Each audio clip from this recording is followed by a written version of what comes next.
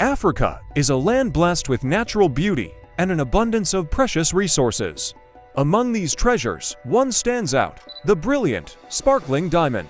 For over a century, one family has reigned supreme in the global diamond trade, amassing a staggering fortune and leaving an indelible mark on the continent's history. This is the story of Oppenheimer dynasty, the richest family in Africa, and the titan that controls the world's diamond supply. Ernest Oppenheimer.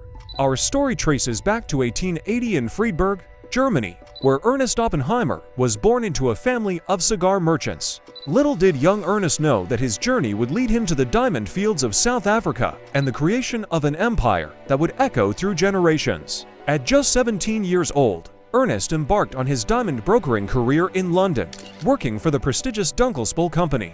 His sharp eye for detail and innate business acumen quickly caught the attention of his employers, who recognized his potential as a rising star in the industry. It was this early promise that prompted the company to send the young Ernest to the booming diamond hub of Kimberley, South Africa, to serve as their buyer. Ernest wasted no time ingratiating himself into the city's elite circles, leveraging his charm and business savvy to forge important connections. His tireless networking and political maneuvering paid off when he was elected mayor of Kimberley from 1912 to 1915, solidifying his position as a key player in the diamond trade.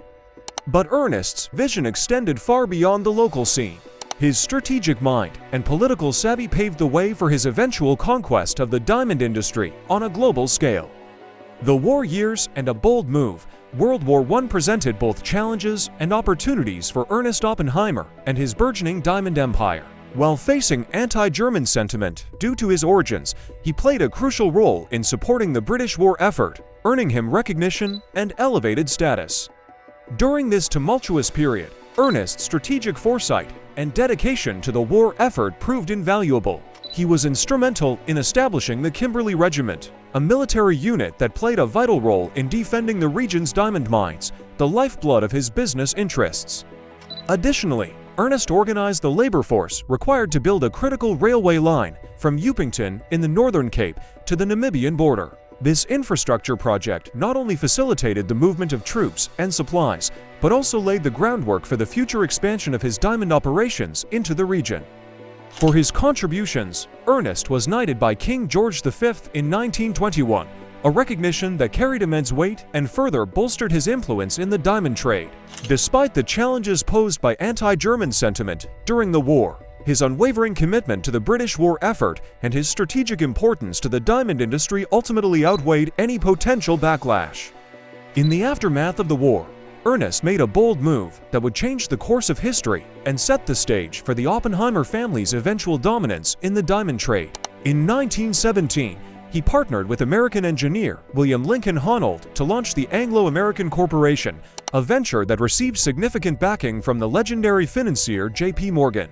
Morgan, the influential leader of the powerful J.P. Morgan & Co.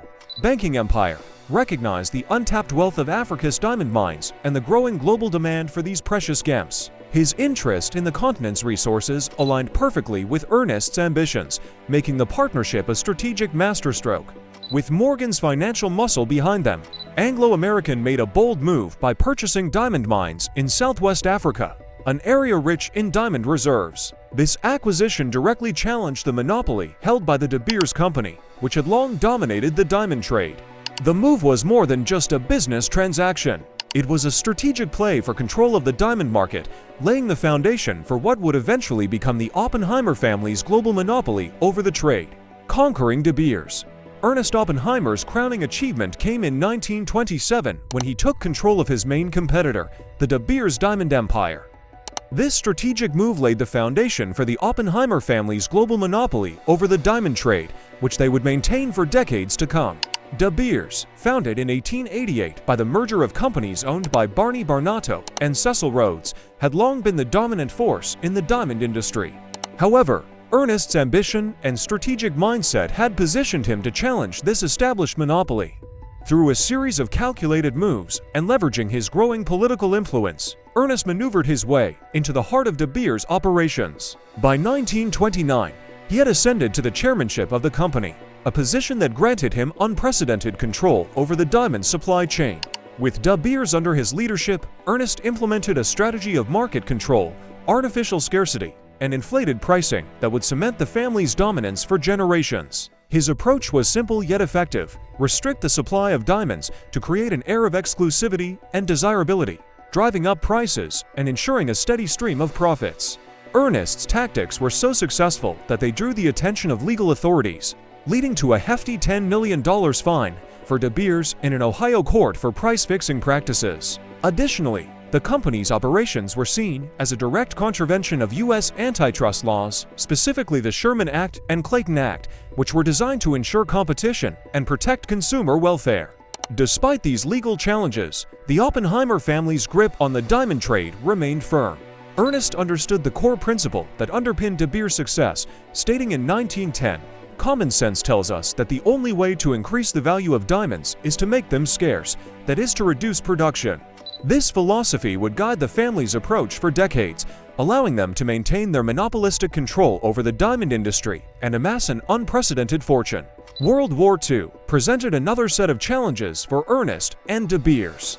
Faced with accusations of withholding crucial industrial diamonds needed for the U.S. war effort, Ernest's strategic foresight once again proved invaluable. He established diamond-cutting factories in South Africa, ensuring a steady supply of diamonds even as Europe was engulfed in conflict. Harry Oppenheimer's reign. As the 20th century progressed, the baton passed to Ernest's son, Harry Oppenheimer, who would carry on the family legacy and solidify their dominance in the diamond trade. Born in 1908 in Kimberley, the heart of South Africa's diamond mining region, Harry was groomed from an early age to take the reins of the family empire. After completing his education at the prestigious Charterhouse School in England and Christ Church, Oxford, Harry's path seemed predestined. However, his journey was temporarily interrupted by World War II, during which he served in the South African Corps in North Africa. In the post-war era, Harry Oppenheimer was drawn into the realm of politics, representing the United Party as a member of the South African Parliament from 1948 to 1957. Nonetheless, by 1957, the call of the family business proved too strong, and Harry relinquished his political ambitions to spearhead both Anglo-American and De Beers following his father's passing that year. Under Harry's leadership, De Beers underwent a transformation, revolutionizing the diamond industry with ingenious marketing tactics. He paved the way for the modern connotation of diamonds as enduring emblems of love and commitment, forever shaping the public's perception of these precious gems as a girl's best friend. Harry's strategy was not just effective. It was transformative, shaping global perceptions that persist to this day. His expansionist vision propelled De Beers into new territories, establishing operations in Canada, Australia, Malaysia, Portugal, Zambia, and Tanzania. Although he had left formal politics years before, Harry's influence continued to shape the political landscape from behind the scenes. He seamlessly transitioned to a role as the chief financial benefactor of the Progressive Party, supporting the opposition movement and ensuring his family's interests remained safeguarded.